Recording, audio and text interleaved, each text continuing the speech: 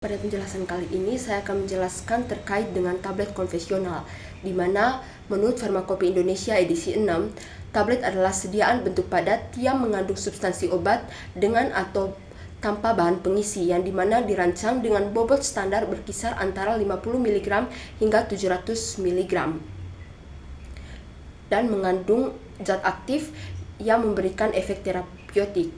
Untuk bahan pendukungnya atau eksipien itu merupakan bahan inaktif yang memastikan stabilitas, volume, dan pelepasan obat.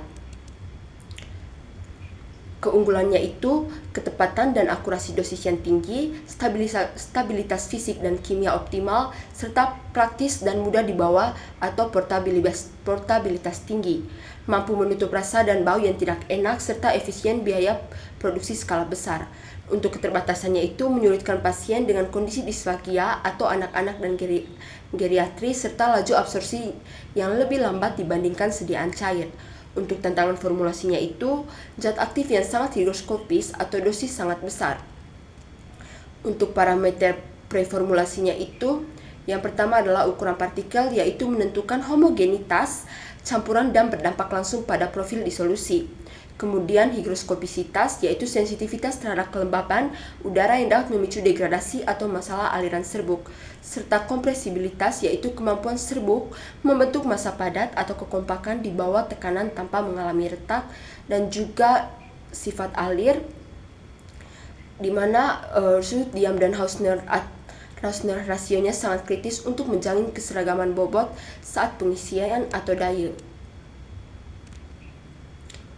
Kemudian kita masuk ke klasifikasi dan contoh eksipien kompendial, di mana yang pertamanya itu diluen atau pengisi, contoh materialnya seperti laktosa dan juga mikrokristalin selulosa, ada avisial pH 101 atau 102, kemudian kalsium fosfat dan juga manitol. Untuk bindernya itu ada PVP, polyvinyl pyrrolidone, gelatin, aluminium, serta CMC-NA.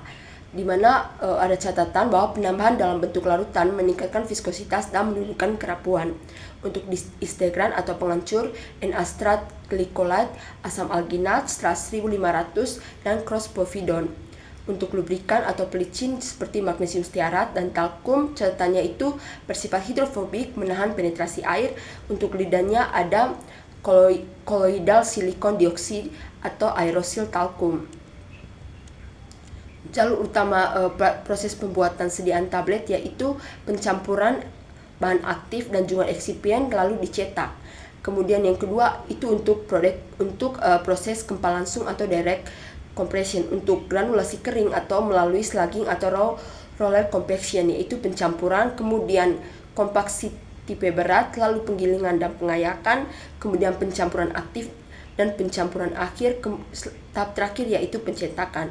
Untuk melalui proses granulasi basah atau wet granulation, tahapannya itu yang pertama pencampuran, kemudian pembasahan via cairan atau pengikat, lalu pengayakan basah, kemudian pengeringan melalui oven, dan pengayakan kering. Tahap akhirnya itu pencetakan. Dimana untuk kempal langsung, kelebihannya itu waktu singkat, biaya minimum, cocok untuk gel termolabil anti sensitif air. Tetapi kelemahannya itu rentan segregasi, menuntut eksipien dengan kompresibilitas dan aliran tingkat tinggi atau mahal. Untuk granulasi kering, kelebihannya itu memperbaiki aliran tanpa air atau panas, cocok untuk zat higroskopis.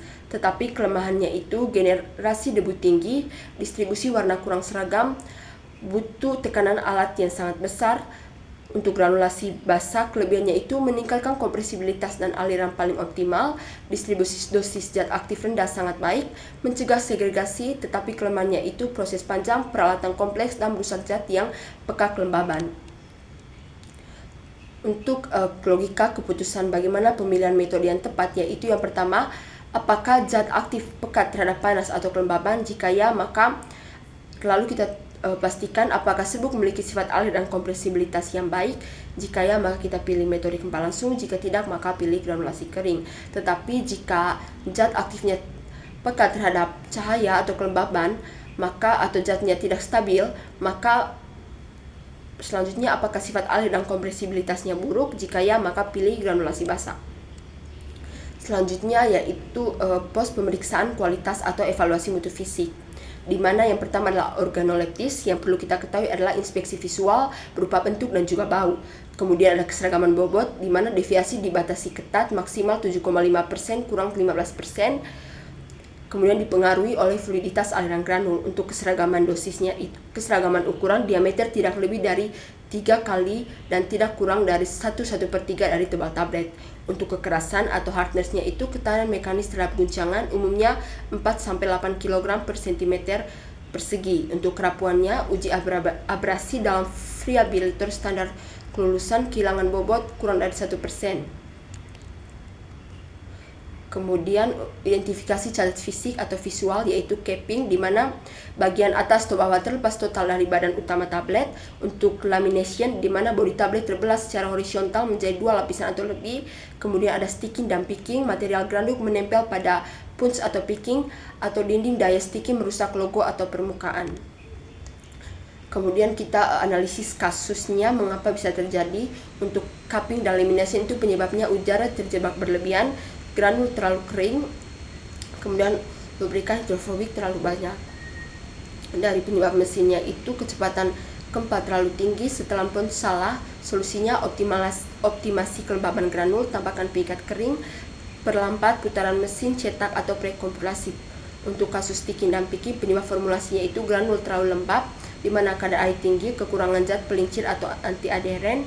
Kemudian penyebab mesinnya itu permukaan punch tergores logo cetakan terlebih dahulu. Solusi: keringkan granul hingga batas optimal, tingkatkan rasio dan magnesium secara total, poles permukaan punch berlapis krom.